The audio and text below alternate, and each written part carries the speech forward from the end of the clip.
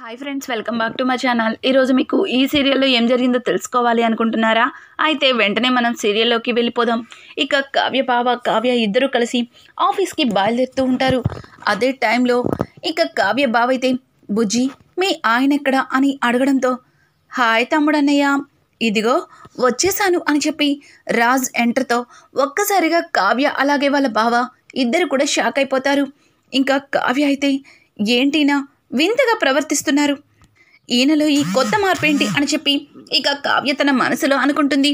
ఇంకా ఇంతలో అన్నయ్య నువ్వు డ్రైవింగ్ చేస్తావా, మాకు కంఫర్ట్గా ఉంటుంది అని చెప్పి ఇక కావ్య బావ రాజ్ని డ్రైవింగ్ చేయమంటే అయ్యో తమ్ముడన్నయ్య, నేను ఎప్పుడు కూడా మీ మంచి కోసమే చూస్తాను, నేనే డ్రైవ్ చేస్తాను, ఇద్దరు దర్జాగా వెనక కూర్చోండి అని చెప్పడంతో ఒక్కసారిగా కావ్య ఆశ్చర్యపోతుంది.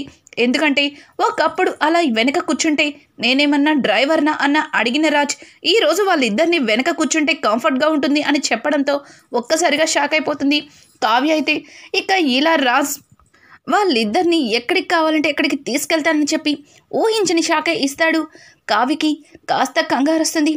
ఇప్పుడు నాకు ఆఫీస్కి వెళ్ళే మూడ్ లేదు, నేను లోపలికి వెళ్ళిపోతాను అని చెప్పి కావ్య అయితే ఇక లోపలికి వచ్చేస్తుంది. కావ్యతో పాటు వాళ్ళ బావ కూడా అన్నయ్య నేను కాన్ఫరెన్స్లో మీటింగే కదా, ఇంట్లో అయినా అటెండ్ అవ్వచ్చు, మీరొక్కరే ఆఫీస్కి వెళ్ళొచ్చు అని చెప్పి ఇక కావ్య బావ కూడా లోపలికి వచ్చేస్తాడు. రాజ్ అయితే అది అలా రెండ్ర దారిలోకి, లేకపోతే నన్నే ఆట పట్టించాలనుకుంటారా, నేను స్వరాజ్ ఇక్కడ తగ్గేదే లేదు అని చెప్పి ఇక రాజ్ అయితే ఆఫీస్కి అయితే వెళ్ళిపోతాడు. కావ్య వాళ్ళ అమ్మమ్మ దగ్గరికి వెళ్ళి అమ్మమ్మ గారు చూసారుగా ఏం జరిగిందో, ఆయన ఎలా మాట్లాడుతున్నారో, ఆయన మాటలకి నాకు భయం వేస్తుంది అమ్మమ్మ గారు అని చెప్పడంతో చూడు కావ్య, వాడు అంతకి తెగిస్తే మనం ఎందుకు చూస్తూ ఊరుకుంటాం, వాడిని ఎలా దారిలోకి తీసుకోవాలో నా దగ్గర ఒక అస్త్రమే ఉంది కదా అని చెప్పడంతో అదేంటమ్మమ్మ గారు, ఏం చేసినా ఆయనలో మార్పు అయితే రావట్లేదు, పైగా ఇప్పుడు ఉదయం నుంచి షాకుల మీద షాకులు ఇస్తున్నారు, నాకెందుకో కాస్త కంగారుగా ఉంది అమ్మమ్మ గారు అని చెప్పి ఇంకా కావ్య అయితే పెద్దావిడతో మాట్లాడుతూ ఉంటుంది. ఇక పెద్దావిడ కావ్యకి ఏదో చెప్పడంతో సరే అమ్మమ్మ గారు, లాస్ట్ అండ్ ఫైనల్ అంటున్నారు కదా, ఇది కూడా ఆయన మనకి ఆపోజిట్లో చేస్తే ఇక మనం ఇంతవరకు వేసుకున్న ప్లాన్లన్నీ కూడా అట్టర్ ఫ్లాపే అని చెప్పి ఇక కావ్య పెద్దావిడతో అంటూ ఉంటుంది. ఇది ఇలా ఉండగా అనామిక అలాగే ధాన్యలక్ష్మి ఇద్దరూ కలిసి షాపింగ్కి అయితే బయలుదేరతారు. ఇక్కడ చూస్తే అప్పు అలాగే కళ్యాణ్ ఇద్దరు కూడా ఒక ప్లేస్లో కలవడానికైతే వెళ్తారు. ఇంకా ఆ ప్లేస్లో అప్పుని చూసిన కళ్యాణ్ అప్పు అని చెప్పి అప్పుని ఎమోషనల్గా హక్ చేసుకుంటాడు. అదే టైంలో ఇక షాపింగ్కి వెళ్ళిన అనామిక అలాగే ధాన్యలక్ష్మి ఇద్దరు కూడా అప్పు కళ్యాణ్లని ఆ పరిస్థితుల్లో చూసేస్తారు. అసలు చూసారా ఆంటీ, ఇంట్లో పెళ్లి చేసుకుని అతని కోసమే ఎదురు చూసే నన్ను మానేసి ఇక్కడ రోడ్డు మీద అప్పుతో ఎట్లా చెట్టా పట్టాలేసుకుని తిరుగుతున్నాడో చూసారుగా, ఎంతకి బలి తెగించేశారు అని చెప్పి అనామిక అయితే ఇక ధాన్యలక్ష్మిని రెచ్చగొడుతుంది. ఇక ఇక్కడ చూస్తే అప్పు కళ్యాణ్ వదులు కళ్యాణ్, ఎవరన్నా చూస్తే మన గురించి తప్పుగా అనుకుంటారు, వదులు అని చెప్పి ఇక కళ్యాణ్ని దూరంగా నెట్టేస్తుంది. అసలు నీకేమైందిరా బాయ్, ఎందుకు ఇలా చేస్తున్నావు అని అడగడంతో ఏమో అప్పు, ఏమో నాకేమైందో నాకే తెలియటం లేదు, ఇంట్లో నన్ను ఎవ్వరూ అర్థం చేసుకోవట్లేదు, కనీసం నేను ప్రేమించి పెళ్లి చేసుకున్న అనామిక కూడా నన్ను అర్థం చేసుకోవట్లేదు, నా మనసు ముక్కలైపోయింది, నా బాధని ఎవరికి చెప్పుకోవాలో అర్థం కావట్లేదు అని చెప్పి ఇక కళ్యాణ్ అయితే తన మనసులో బాధ మొత్తాన్ని కూడా అప్పుకి చెప్పేస్తాడు. అప్పు అయితే చూడరాబాయ్, నువ్వు ఏ పని చెయ్యకుండా ఇలా తిరిగితే పెళ్లి చేసుకున్న ఏ భార్యకైనా అలాగే బాధగా ఉంటుంది, నువ్వు నీకు నచ్చినట్టు ఉంటాను అన్నది నిజమే కాదనట్లేదు, కానీ భార్యకి కూడా తనకి నచ్చినట్టుగా కూడా ఉండాలి కదా, నువ్వెప్పుడు కూడా నాకు నచ్చినట్టే ఉంటానంటే కుదరదురా బాయ్, ఇప్పుడు నీకు పెళ్ళయింది అని చెప్పి ఇక అప్పు అయితే కళ్యాణ్కి నచ్చ చెప్పడానికి ప్రయత్నిస్తుంది. ఇంతలో కళ్యాణ్ అని గట్టిగా అరుస్తుంది ధాన్యలక్ష్మి అయితే. ఒక్కసారిగా కళ్యాణ్ అప్పు ఇద్దరు కూడా ధాన్యలక్ష్మి వైపు చూస్తారు. ఇక ధాన్యలక్ష్మి అయితే అప్పు చెంప పగలకొట్టి సిగ్గులేదా నీకు? ఆడపిల్లవైనా నువ్వసలు? ఇప్పటికే నీ విషయంలో ఎన్నో తప్పుల్ని క్షమించాను, కానీ నువ్వు ఇంతకి బలి తెగిస్తావని అస్సలు అనుకోలేదు. అయినా కనకం మీకు ఏం పెట్టి పెంచిందే? గొప్పింటి అబ్బాయిలని ఎరవేసి వాళ్ళని వలలో వేసుకుని పెళ్లి చేసుకోమని చెప్పిందా? ఇద్దరిని మా ఇంటికి కోడళ్ళుగా అంటగట్టారు. ఇప్పుడు పెళ్ళైనా కళ్యాణ్ని కూడా నువ్వు వదిలిపెట్టడం లేదు అని చెప్పి ధాన్యలక్ష్మి అయితే నోటికి వచ్చినట్టు ఇక అప్పుతో మాట్లాడుతుంది. అప్పు అయితే ధాన్యలక్ష్మి మాటలకి ఆంటీ ఏం మాట్లాడుతున్నారు అని అంటుంటే ఇంతలో అనామిక అవును ఆంటీ చెప్పిన దానిలో తప్పేముంది? డబ్బు కోసం ఛీ ఇంతకి తెగిస్తావా? చివరికి కళ్యాణ్ని ఏ రకంగా నీ వలలో వేసుకోవాలా అని చెప్పి ఇంతలాగా రోడ్డు మీద కూడా ఛీ నా నోటితో నేను చెప్పను. నిన్ను చూస్తుంటేనే అసహ్యం వేస్తుంది. కళ్యాణ్ నువ్వు దీని దగ్గర ఏం చూసి దీని చుట్టూ తిరుగుతున్నావో నాకు అర్థం కావట్లేదు. అయినా ఇంట్లో పెళ్ళాన్ని పెట్టుకుని ఇలా రోడ్డు మీద ఏంటి పాడు పనులు అని చెప్పి అనామిక అయితే ఇక కళ్యాణ్ని అప్పుని నోటికి వచ్చినట్టు మాట్లాడుతుంది. కళ్యాణ్ అనామిక మాటల్ని తట్టుకోలేక అనామిక చెంప పగల కొడతాడు. ఇక అనామిక అయితే వెంటనే కళ్యాణ్ చేసింది తప్పు, నువ్వు నన్నెందుకు శిక్షిస్తున్నావు అని అంటుంటే ఛీ నోర్మొయ్, నీకు స్నేహానికి కనీసం ప్రేమలకి బంధాలకి విలువలు తెలీదు. నువ్వు ఇలా మాట్లాడుతుంటే నీ మీద నాకు ప్రేమ కాదు కదా, అసహ్యం వేస్తుంది. నీ మోహం చూడాలంటేనే చిరాకు వస్తుంది అని చెప్పి ఇక అనామిక గురించి చాలా నీచంగా కళ్యాణ్ అసహ్యించుకున్నట్టుగా మాట్లాడతాడు. ఆ మాటలన్నీ విన్నా ధాన్యలక్ష్మి అయితే రే కళ్యాణ్, అనామిక నువ్వు ప్రేమించి పెళ్లి చేసుకున్నారా? అనామిక ప్రేమని గెలవడం కోసం నువ్వు ఎన్నో ప్రయత్నాలు చేసావు. అవన్నీ మర్చిపోయి ఈ అప్పు చెప్పిన మాటల్ని నమ్ముకొని అనామికని దూరం చేసుకుంటున్నావు. ఎందుకు ఇలా చేస్తున్నావు అని చెప్పి ఇక ధాన్యలక్ష్మి అయితే కళ్యాణ్ని నిలదీస్తుంది. నీకు దీంతో మాట్లాడొద్దని ఆ రోజే చెప్పాను కదా, కానీ నా కళ్ళు కప్పి ఇంట్లో భార్యని బాధ పెట్టి ఇలా పరాయాడదాంతో తిరగడానికి నీకు సిగ్గుగా లేదా అని చెప్పి ఇక కళ్యాణ్ని నిలదీస్తుంది ధాన్యలక్ష్మి అయితే. కళ్యాణ్ అయితే అమ్మా నువ్వు అనవసరంగా అప్పు గురించి తప్పుగా మాట్లాడుతున్నావు. అప్పు అట్లాంటిది కాదు. అప్పు నన్ను ప్రేమించిన మాట నిజమే, కానీ తన మనసులో కానీ నా మనసులో కానీ ఏ దురుద్దేశం లేదు. నేను ఎప్పుడైతే అనామికని ప్రేమించి పెళ్లి చేసుకున్నానో ఆ రోజే తన ప్రేమని తుడిచిపెట్టేసింది. కేవలం నా మీద స్నేహితుడు అనే అభిమానం తప్ప అప్పు మనసులో ఇంకేమీ లేదు.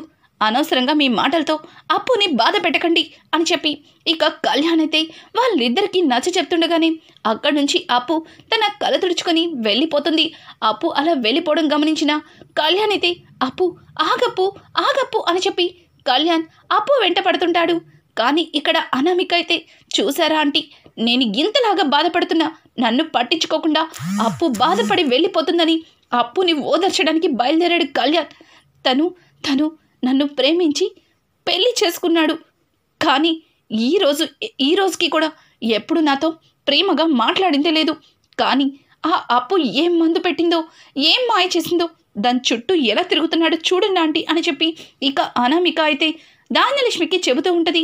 ధాన్యలక్ష్మి చెప్తా, ఇలా కాదు వీళ్ళిద్దరి సంగతి చెప్తా అని చెప్పి ఇంకా అనామికాని పట్టుకుని డైరెక్ట్గా కనకం ఇంటికే వెళ్తుంది ధాన్యలక్ష్మి అయితే. ఇక ధాన్యలక్ష్మి కనకం అని బయట నుంచి గట్టిగా పిలుస్తూ ఉంటుంది. ఇక కనకం అలాగే కృష్ణమూర్తి బయటికి వచ్చేసరికి ధాన్యలక్ష్మి అలాగే అనామిక ఇద్దరు కూడా కనిపిస్తారు. ఇక కనకమైతే వదిన మీరేంటి ఇలా వచ్చారు, రండి లోపలికి అని అంటుంటే ఆపుతావా కనకం, నువ్వు నీ నాటకాలు నీ మర్యాదల కోసం నీ ఇంటికి రాలేదు, నీ కూతురు చేస్తున్న నిర్వాకం గురించి మాట్లాడడానికి వచ్చాను అని అంటుంటే కృష్ణమూర్తి అమ్మా బయట ఎందుకమ్మా, లోపలికి రండి, లోపల కూర్చుని మాట్లాడుకుందాం అని చెప్పి కృష్ణమూర్తి మాట్లాడుతుంటే ఆగవయ్య పెద్దాయన, అసలు నీ కూతుర్ని గొప్పింటి వాళ్ళకి వలేసి బుట్టలో వేసుకోమని చాలా బాగానే నేర్పించారు. ఇప్పుడు కళ్యాణ్కి పెళ్ళయింది, వాడికి ఒక భార్య ఉంది, కనీసం ఆ అమ్మాయి గురించి ఆలోచించేనా నీ కూతుర్ని కాస్త కట్టుదిట్టంలో పెట్టుకో అని చెప్పి ధాన్యలక్ష్మి మాట్లాడుతుంటే ధాన్యలక్ష్మి ఏం మాట్లాడుతున్నావు, నీ ఇష్టం వచ్చినట్లు మాట్లాడుతున్నారు.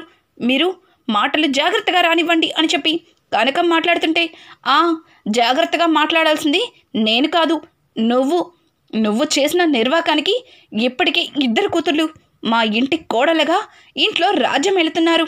వాళ్ళ టార్చరే ఇంట్లో పడలేకపోతున్నాను. ఇప్పుడు నీ చిన్న కూతుర్ని నా కొడుకు కాపురాన్ని నాశనం చేసి వాణ్ణి వలలో వేసుకుని తన చుట్టూ తిప్పుకోమని చాలా బాగా ట్రైనింగ్ ఇచ్చావు కనకం అని చెప్పి ఇక ధాన్యలక్ష్మి అయితే కనకాన్ని పరువు తీసి వదిలేస్తుంది. కనకం తట్టుకోలేక, ధాన్యలక్ష్మి గారు, మీరు తప్పుగా అపార్థం చేసుకుంటున్నారు. వాళ్ళిద్దరి మధ్యలో ఏ బంధము లేదు. మీరు అనవసరంగా మా అప్పుని అపార్థం చేసుకుంటున్నారు అని చెప్పి ఇక కనకమైతే ధాన్యలక్ష్మికి నచ్చ చెప్పడానికి ప్రయత్నిస్తుంది. అదే టైంలో అప్పు కూడా అక్కడికి వస్తుంది.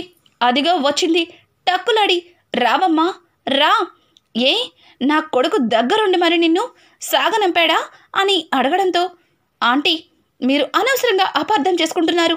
కళ్యాణ్ బాధగా ఉంది, కలవాలి అంటే వెళ్ళాను, అంతేగాని నేనేమి మీరు అనుకున్నట్టుగా వెళ్ళలేదు అని చెప్పి అంటుంటే, నువ్వు నా భర్తని వదిలేస్తే సంతోషంగా ఉంటాడు, కానీ నువ్వు తన్ని పట్టుకుని వేలాడుతుంటే తనెందుకు సంతోషంగా ఉంటాడు? ఇంట్లో భార్యను ఒకదాన్ని మర్చిపోయి మరి నీ చుట్టూ తిరిగేలా చేసుకున్నావు. ఏం మాయ చేశావే కళ్యాణ్ని అని చెప్పి ఇక అనామిక అయితే అప్పుని మామూలుగా తిట్టదు. ఇక అదే టైంలో పుట్టింటికి అక్కడికి వచ్చిన కళ్యాణ్ కూడా అదంతా చూస్తాడు. అమ్మా ఏంటమ్మా ఈ గొడవ, ఎందుకు ఇలా చేస్తున్నావు అని అంటుంటే, ఏంట్రా ఏం చేస్తున్నాను, నువ్వేం చేస్తున్నావు? ఇంట్లో పెళ్ళాన్ని వదిలేసి ఇదిగో ఈ తిప్పులాడుతూ తిరుగుతున్నావు కదరా, మరి నిన్నేమనాలి అని అంటుంటే, అమ్మా అప్పుది నాది కేవలం స్నేహం మాత్రమే, మీరే అనవసరంగా అబద్ధం చేసుకుని ఈ విషయాన్ని చాలా పెద్దది చేస్తున్నారు. అనామిక ఇదంతా నువ్వే చేస్తున్నావని నాకు అర్థమైంది. అమ్మని ఇక్కడి నుంచి తీసుకెళ్తావా లేదా అని చెప్పి ఇక కళ్యాణ్ అయితే అనామికకి చాలా గట్టి వార్నింగ్ ఇస్తాడు. అనామిక అయితే, కళ్యాణ్ నేను నిన్ను ప్రేమించి పెళ్లి చేసుకున్నాను, నీతో సంతోషంగా ఉండాలి అనుకున్నాను, కానీ నువ్విలా దీని చుట్టూ తిరిగితే నేను చూస్తూ ఎలా ఊరుకుంటా అనుకుంటున్నావు అని అంటుంటే, అనామిక నీకంతా తెలుసు, అప్పుకి నాకు మధ్యలో ఏమీ లేదని కావాలని లేనిపోని నిందలు అప్పు మీద వేసి ఈ గొడవని పెద్దది చేస్తున్నావు, వెళ్తారా లేదా ఇక్కడి నుంచి అని చెప్పి కళ్యాణ్ వాళ్ళని బలవంతంగా ఇక కారెక్కించి అక్కడి నుంచి పంపిస్తాడు. తర్వాత కళ్యాణ్ అప్పుకి అలాగే కృష్ణమూర్తి కనకానికి క్షమాపణ చెప్తుంటే, బాబు చాలు బాబు చాలు, ఎంతవరకు జరిగింది చాలు, ఇప్పటికే ఇంటి పరువు బజారున పడింది. ఇప్పుడు నువ్వు కొత్తగా మళ్ళీ ఈ ఇంట్లో అడుగు పెడితే ఇక రోడ్డు మీద మేము తల ఎత్తుకోలేము. వద్దు బాబు వద్దు, మీ అమ్మగారు అలాగే అనామిక చేసిన గొడవ చాలు అని చెప్పి కనకమైతే ఇక కళ్యాణ్ని అక్కడి నుంచి పొమ్మన్నట్టుగా చాలా ఫాస్ట్గా లోపలికి వెళ్ళి మొహం మీద డోర్ వేస్తుంది. ఆంటీ ఒక్క నిమిషం ఆంటీ, నేను చెప్పేది వినండి, అప్పు నువ్వన్నా అర్థం చేసుకో అప్పు అని చెప్పి ఇక కళ్యాణ్ అయితే ఏదో చెప్పడానికి ప్రయత్నిస్తాడు. కృష్ణమూర్తి, బాబు ఇంతవరకు జరిగిన గొడవలు చాలు, నువ్వేంటో మా అప్పు ఏంటో మాకు తెలుసు, మేం మీ గురించి తప్పుగా ఏమీ అనుకోవట్లేదు, దయచేసి ఇంకెప్పుడు మా ఇంటికి రావద్దు, మా అప్పుని కలవడానికి ప్రయత్నించద్దు, ఇక్కడి నుంచి వెళ్ళిపోండి అని చెప్పి కృష్ణమూర్తి అయితే ఇక కళ్యాణ్ని అక్కడి నుంచి వెళ్ళిపోమని చెప్తాడు. కళ్యాణ్ కూడా ఇక ఏమీ మాట్లాడకుండా తల దించుకొని చాలా నిస్సహాయంగా అక్కడి నుంచి వెళ్ళిపోతాడు. ఇక పెద్ద ఆవిడ చెప్పినట్టుగానే రాజ్ ఆఫీస్ నుంచి ఇంటికి రాగానే కావ్య రాజ్ దగ్గరికి వెళ్ళి, ఏవండి మొన్న మీకు ఒక అప్లికేషన్ ఇచ్చాను కదా, దాన్ని ఫిలప్ చేశారా అని అడగడంతో, ఓ సారీ, నేను ఆఫీస్ వర్క్లో పట్టించుకోలేదు, అక్కడే టేబుల్ మీద పెట్టాను, ఇంతకీ ఏంటా అప్లికేషన్, ఇలా తీసుకురా అని చెప్పడంతో ఇక కావ్య అప్లికేషన్ని రాజ్ చేతికి ఇస్తుంది. రాజ్ అప్లికేషన్ బయటికి తీసి చూసేసరికి ఒక్కసారిగా షాక్ అవుతాడు. ఎందుకంటే అది పాస్పోర్ట్ కోసం అప్లికేషన్.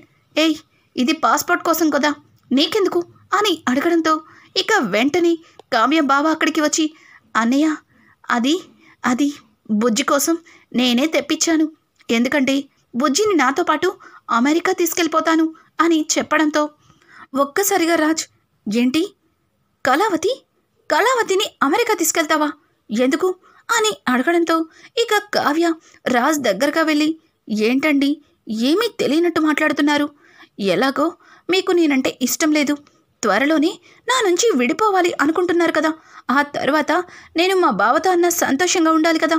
అందుకే అప్పటికప్పుడంటే మళ్ళీ పాస్పోర్టు వీసా అనేది దొరకదు. అందుకే ఇప్పుడే అప్లికేషన్ని తెప్పించుకున్నాను, పాస్పోర్ట్ తెచ్చుకుందామని అని అనడంతో, ఏం మాట్లాడుతున్నావు?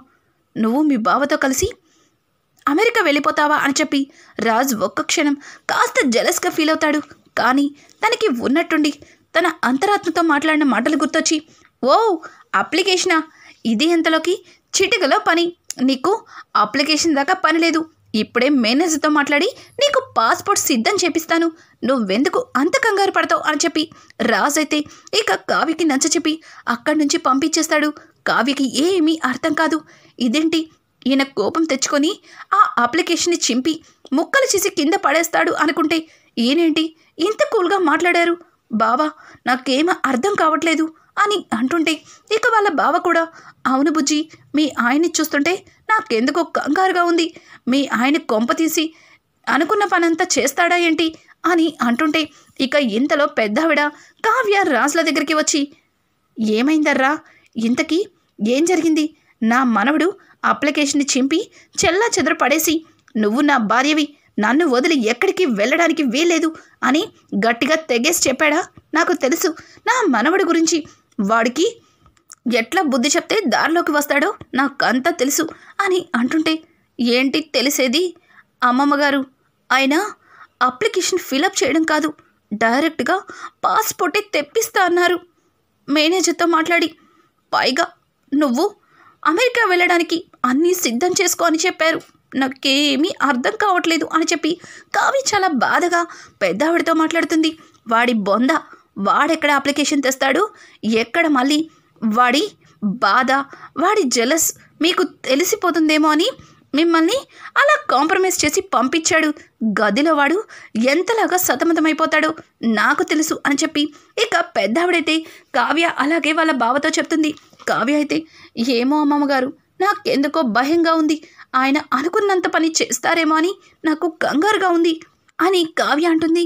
ఇక గదిలో రాజైతే తన అంతరాత్మ బయటికి వచ్చి, రే రే రే ఏం చేస్తున్నావో అర్థమవుతుందా?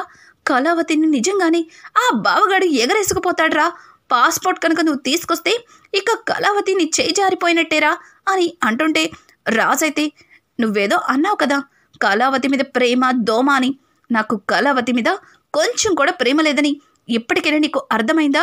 నేనే దగ్గరుండి మరి కళావతికి పాస్పోర్ట్ చేసి మరి ఇస్తాను, అప్పుడేమంటావు అని చెప్పి ఇక కావ్య రాజైతే తన అంతరాత్మతో అంటాడు, రే, తరువాత నువ్వు ఎంత బాధపడినా కళావతి తిరిగి రాదు, గుర్తుపెట్టుకో అని చెప్పి తన అంతరాత్మ రాజ్ని హెచ్చరిస్తూ ఉంటుంది. ఇక కావ్య వంటగదిలో ఏదో వంట చేసుకుంటూ ఉండగా ఇంతలో రాజ్ ఒక కవర్ని తీసుకొచ్చి కావ్య చేతికి ఇస్తాడు. కావ్య, ఏంటండి ఇది అని అడగడంతో, ఎందుకు చూస్తుండగా ఇక నేను చెప్పడం ఎందుకు, చూసి నువ్వే సంబరపడు అని అనడంతో ఇక కావ్య ఆ కవర్లో నుంచి పాస్పోర్ట్ని బయటికి తీసి, ఏంటి పాస్పోర్టా అని అడగడంతో, అదేంటి పాస్పోర్ట్ చూసి ఎగిరి గంతేస్తావనుకుంటే అంతలా నోరెళ్ళబెడుతున్నావు? ఇక మీ బావతో నువ్వు సంతోషంగా ఉండు. మీ బావతో అమెరికా వెళ్ళి జీవితాన్ని హ్యాపీగా గడిపేసి ఇక ఇవన్నీ వదిలిపెట్టేసి త్వరలోనే మన ఇద్దరం విడిపోతాం కదా. ఆ తర్వాత మీ బావని పెళ్లి చేసుకుని హ్యాపీగా అమెరికా వెళ్ళిపో అని చెప్పి రాజ్ అక్కడి నుంచి వెళ్ళిపోతాడు. ఆ మాటలన్నీ విన్న పెద్దావిడ చాలా కోపం తెచ్చుకుంటుంది. ఇక కావ్య దగ్గరగా వెళ్తే, కావ్య, అమ్మమ్మగారు చూశారుగా, ఆయన అనుకున్నంత పని చేసేశారు. మీరు అదని గిద్దని చివరికి తెగేదాకా తీసుకొచ్చారు. ఇప్పుడు ఆయన నన్ను నిజంగానే విడాకులు ఇచ్చి మా బావని పెళ్లి చేసుకుని అమెరికా వెళ్ళిపోమని చెప్తున్నారు. నాకెందుకో భయంగా ఉంది. నిజంగానే ఆయన నన్ను నుంచి విడిపోతారేమో అని చెప్పి కావ్య బాధపడుతూ ఇక పెద్దావిడికి చెప్తుంది. పక్క నుంచి కావ్య బావ కూడా, బామ్మగారు, ఎందుకో రాజన్నయ్యలో ఈ మార్పు నాకు అస్సలు అర్థం కావట్లేదు. నిజంగానే రాజన్నయ్య మా బుజ్జిని వదిలేస్తాడా ఏంటి? నాకు చాలా కంగారుగా ఉంది. అనవసరంగా నేను అమెరికా నుంచి వచ్చి బుజ్జి కాపురాన్ని పాడు చేశానేమో అని అంటుంటే, ఊరుకోరా, నాకు తెలుసు ఏం చేయాలో నాకు బాగా తెలుసు. వాడు అంత రివర్స్లో వస్తున్నాడు. వాణ్ణి కాళ్ళ బేరానికి తీసుకురావాలి అంటే ఇక ఒక్కటే ఆయుధం. ఆ బ్రహ్మాస్త్రం వాడితే వాడే కాళ్ళ బేరానికి వస్తాడు అని చెప్పి పెద్దావిడైతే ఇక కావ్యతో అంటుంది. కావ్య, ఏమో ఇంతవరకు చేసిన ప్రయత్నాలకి ఆయన లొంగలేదు. ఇప్పుడు కొత్త ప్రయత్నం అంటే ఆయన ఎక్కడ లొంగుతారు అమ్మమ్మ అని అంటుంటే, లేదు, వాడంతట వాడే కాళ్ళ బేరానికి వస్తాడు. ఇక నేను చెప్పినట్టు చెయ్యి అని చెప్పి ఇక పెద్దావిడైతే కావ్య చెవలో ఏదో చెబుతూ ఉంటుంది. ఇక కావ్య అయితే, అమ్మమ్మగారు, వద్దమ్మమ్మగారు, నాకు భయంగా ఉంది అని అంటుంటే, ముందు నేను చెప్పినట్టు చెయ్యి. వాడే కావ్య అనుకుంటూ తోకూపుకుంటూ నీ వెనకాల వస్తాడు అని చెప్పి ఇక పెద్దావిడైతే కావ్యకి చెవలో ఏదో చెప్తుంది. ఇక ఇంతలో ఇంటికైతే ధాన్యలక్ష్మి, అనామిక వచ్చి చాలా పెద్ద గొడవే చేస్తారు. అదంతా చూసిన కావ్య అలాగే వాళ్ళ కుటుంబం ఒక్కసారిగా షాక్ అయిపోతుంది.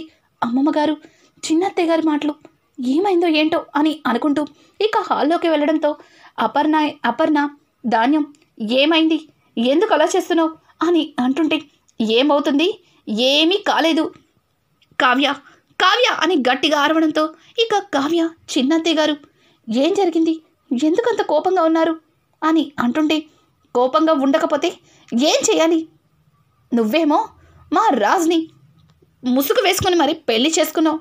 మీ స్వప్నకేమో కోటీశ్వరులు అని చెప్పి మా రాహుల్ని మోసం చేసి పెళ్లి చేసుకుంది.